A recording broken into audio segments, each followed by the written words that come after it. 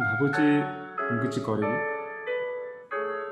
ଭାବୁଛି ମୁଁ ଆକାଶରେ ଉଡ଼ନ୍ତି କି ମୋତେ ଭଗବାନ ପକ୍ଷୀ ଭଳି କରିଦିଅନ୍ତେ କି। ଭାବୁଛି ମୁଁ ବହୁତ ବଡ଼ ଗୋଟେ ମଣିଷ ହୋଇଥାନ୍ତି, ସାରା ଦୁନିଆକୁ ଚଳାଇଥାନ୍ତି। କିନ୍ତୁ ସେ କ୍ଷମତା ତ ମୋ ପାଖରେ ବର୍ତ୍ତମାନ ନାହିଁ ନା, କିନ୍ତୁ ଅଛି।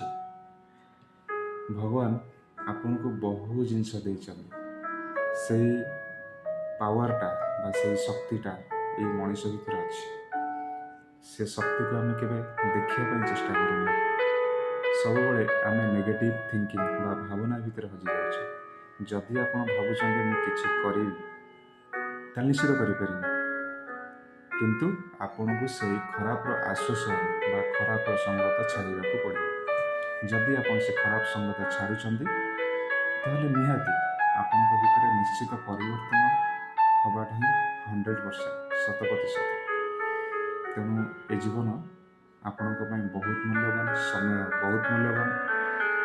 ଏଇ ବୟସରେ ଯେଉଁଟାକୁ ଆପଣ ବର୍ତ୍ତମାନ ବୟସର ବହୁତ ମୂଲ୍ୟବାନ ଭାବୁଛନ୍ତି, ସେଇ ବୟସରେ କିଛି କରନ୍ତୁ ନିଜ ପାଇଁ, ନିଜ ସମାଜ ପାଇଁ, ନିଜ ପରିବାର ପାଇଁ। ଏ ବୟସ ଥରେ ଚାଲିଗଲେ କେବେ ଫେରେନି। ଯଦି ଅଛି ଆପଣଙ୍କ ପାଖରେ ଗୋଟେ ବୟସ, ଯଦି ଅଛି ଆପଣଙ୍କ ପାଖରେ ଗୋଟେ ସମୟ, ତାକୁ ସଦୁପଯୋଗ କରନ୍ତୁ। ଦେଖିବେ ଆପଣଙ୍କର ମନରେ ଥିବା ଯେଉଁ ଭାବନା ଗୁଡ଼ିକ, ଯେଉଁ ଭଲ ଭାବନା ବା ବହୁତ ସାରା ସ୍ୱପ୍ନ ଧୀରେ ଧୀରେ ଗୋଟା ପରେ ଗୋଟାଏ ସାକାର ହେବାକୁ ଲାଗିବ। ନିଶ୍ଚିତ ଆପଣ ବି ଉଡ଼ିପାରିବେ ଆକାଶରେ, ଭଗବାନ ଶକ୍ତି ଦେଇଛନ୍ତି। ତେଣୁ ସେଥିପାଇଁ ଆଜିଠାରୁ ହିଁ ନିଜକୁ କର୍ମରେ ନିୟୋଜିତ କରିବାକୁ ପଡ଼ିବ। ତାହେଲେ 100% ଆପଣ ପାରିବେ।